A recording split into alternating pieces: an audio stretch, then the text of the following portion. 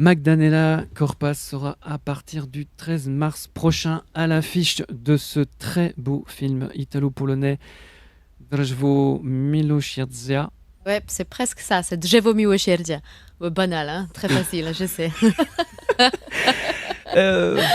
Pour les Je répète, anglophiles, hein. The Mastery, en anglais, un film de Michele Salimbeni. Son personnage, Vanda, est un rôle digne des plus grandes, je le disais. Le synopsis, la campagne ensoleillée, un arbre isolé et une femme, Vanda. Des gestes répétés jour après jour avec des variations imperceptibles jusqu'à ce coup de feu sinistre. Cet écho prophétique du monde extérieur, c'est de la pure poésie. Tout en posant des questions sur la société d'aujourd'hui. Première question, comment est né ce film ? Euh,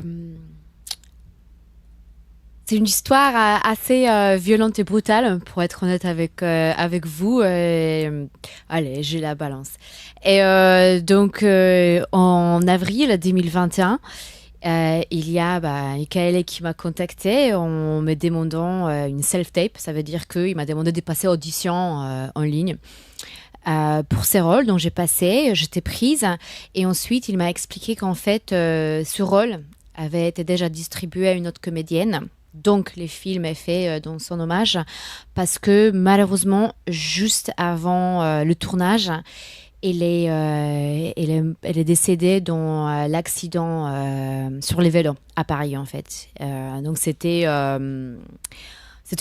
une tragédie, en fait.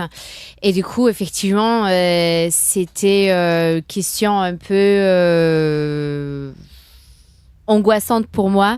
Est-ce qu'on est, en tant qu'artiste, censé d'accepter ce genre de projet? Parce qu'en fait, moi, je sors de l'idée qu'il ne faut pas créer son propre bonheur sur le malheur des autres. N'empêche que je l'acceptais ces rôles.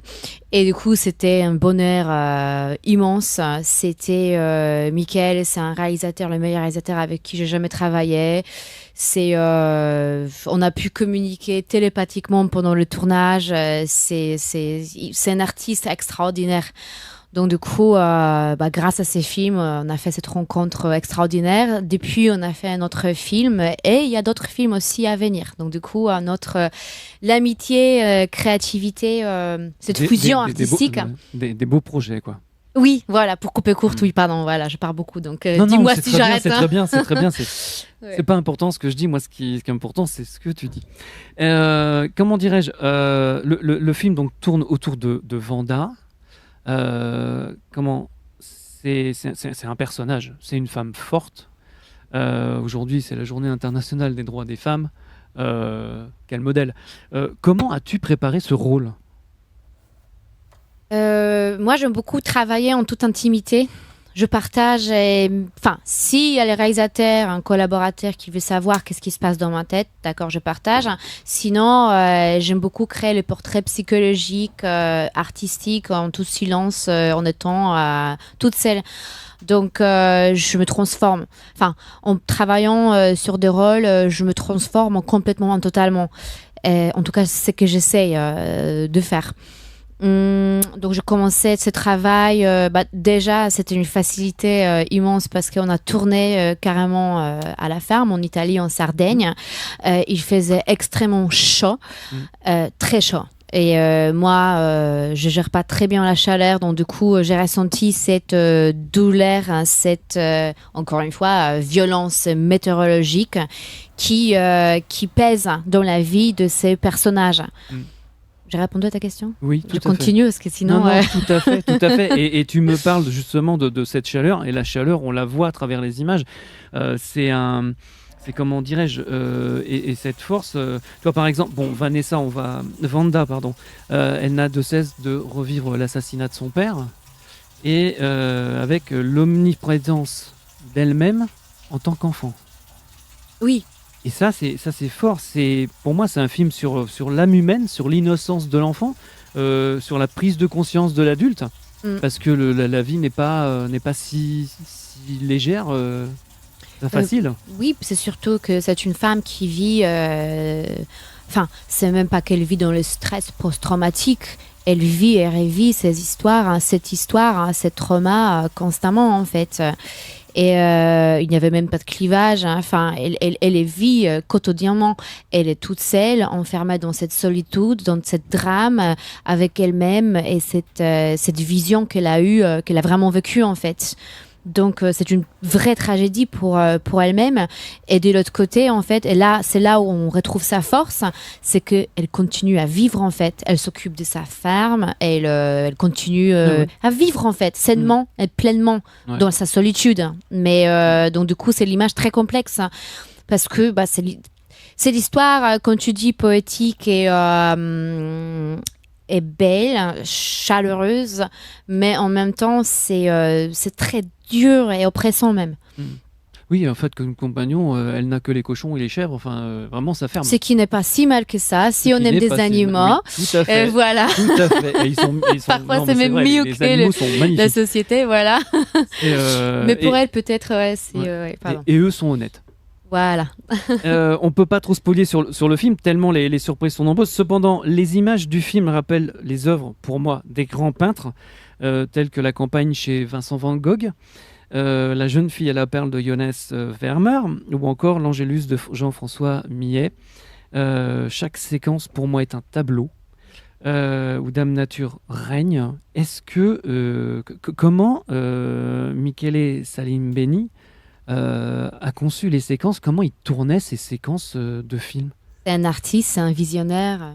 Et c'est un peintre du cinéma. Oui, c'est un peintre du cinéma, exactement. Il est extraordinaire. Ça, t'as vu, en fait, le film est sublime. Mais aussi, il faut dire qu'il y a le chef-op, Olivier, qui avait aussi sa vision des choses, en fait. Ouais. Donc, j'espère que personne va me vouloir. Mais pendant Michael et tout comme moi, on est assez agité, explosive. On aime comme il y a des choses qui se passent là maintenant tout de suite.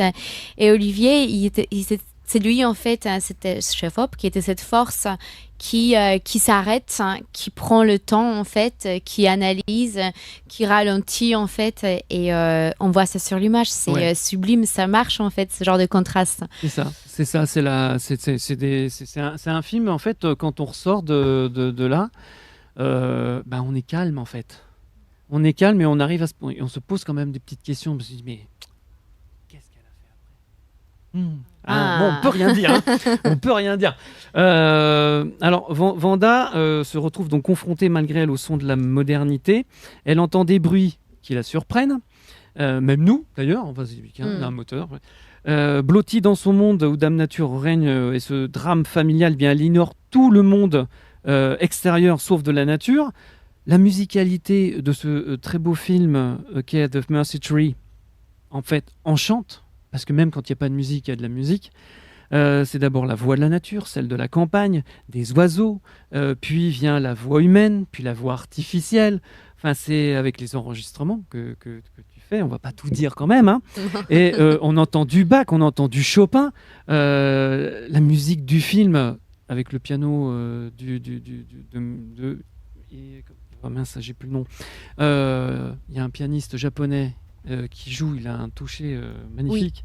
Oui. Comment elle a été conçue? Est-ce que tu sais comment la musique a été choisie, du moins? Non.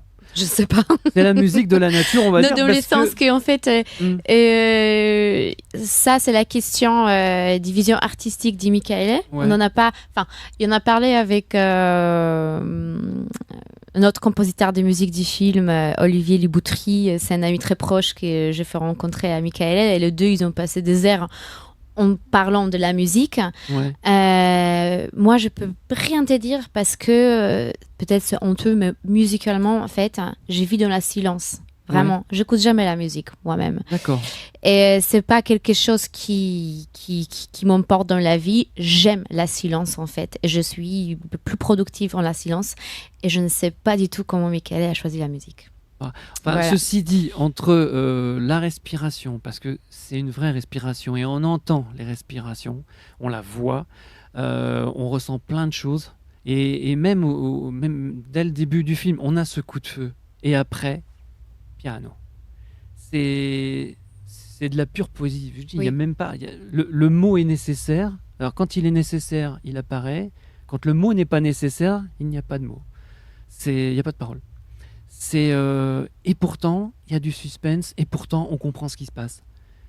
C'est ça qui est génial, c'est que et même quand tu joues, et quel que soit le plan d'ailleurs, parce que tu tiens ce film à toi toute seule, puisque la majorité du temps, t'es seule dans en tout cas, Vanda est seule dans son décor. Merci pour cette correction, justement. Oui, tout à fait. Vanda qui Parce est que toute seule. tu donnes ton corps à Vanda, Oui. et Vanda est vraiment seule au monde quand elle parcourt la campagne, quand elle parcourt tout. Enfin, quand elle se lave, enfin bon, il y a des séquences, on sent la solitude de la personne, mais on voit la respiration. Le corps est vivant, mais la respiration, même sa réflexion, quand elle réfléchit toute seule, on sait qu'elle se pose des questions et on comprend les questions. C'est ça qui est très fort chez Michele Salimbeni. Il a su, enfin, il a su, et toi, par ton talent, du coup, faire retranscrire tout ça, mais dans un film et quasiment sans un mot, quoi. Enfin, je veux dire, c'est génial. Parce que c'est vrai que quand on a personne en face, en général, on ne parle pas. Et encore. Mhm. Quoique, je ne dis rien. Non, c'est effectivement, mais je trouve que c'est difficile de raconter une histoire d'une solitude,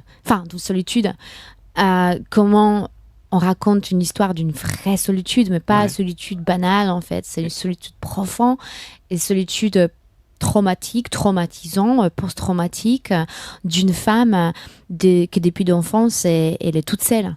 Ouais. Et ça va pas s'arrêter là. Enfin, Et traumatisée en fait. Donc c'est pas quelqu'un on voit très souvent en fait dans les films qu'il y a quelqu'un qui vit tout seul dans le monde post-apocalyptique, donc il y a la scène de la danse, de chante. Franchement, moi j'imagine pas faire ça quand je suis toute seule au monde dans le stress post-traumatique. Je vais pas danser, chanter, m'amuser. Enfin, je pense qu'il y a peu de gens. Bah après, je ne sais pas, peut-être il y en a plein. Bah, en tout cas, moi je ferai pas ça. Et Vanda justement, elle est triste, elle est seule, mais sans se rendre compte en fait, parce qu'elle questionne pas sa réalité. C'est ça aussi un défaut, je dirais en fait, parce qu'elle accepte tout, elle accepte son passé, sa présence, son futur, soi-disant maudit. Elle se remet pas en question, elle vit, elle existe. Voilà, c'est la solitude d'existence, mais elle gère. Donc du coup, c'est complexe en fait. Parce qu'il y a beaucoup de responsabilités. Elle gère toute la femme, il y a des êtres vivants, il y a beaucoup des animaux, comme quoi. Enfin, il y a aussi quelque chose qui arrive. Donc, elle gère, je dis pas quoi, mais voilà. Alors, on ne dit rien. On dit rien. Mais donc, du coup, voilà. Comment va-t-elle gérer le futur? Voilà. C'est ça. Pour avoir la réponse, il faut aller voir le film The Mercy Tree, ou en polonais... Drzewo miłosierdzia.